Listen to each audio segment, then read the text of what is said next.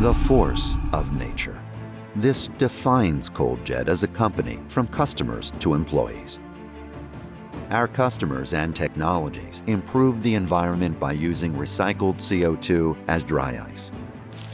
CO2 is a harmless, naturally occurring gas needed to sustain life on Earth. As the byproduct of many industrial processes, excess CO2 is typically released into the atmosphere.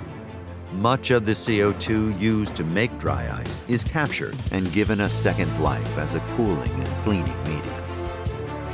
From food to pharmaceuticals, dry ice maintains critical temperatures and reduces emissions. This eliminates the need for additional refrigeration, which burns more fuel and releases more pollutants. Dry ice blasting helps industrial companies achieve sustainability goals by eliminating the use of clean water and toxic chemicals without creating secondary waste. Operator safety is at the forefront of our products. Our environmentally sustainable cleaning and cooling methods ensure operators are safe by removing harsh chemicals and repetitive motion. Since 1988, ColdJet has been the innovator in dry ice technologies. We continually enhance the efficiencies of our machines and the environment around us through innovation.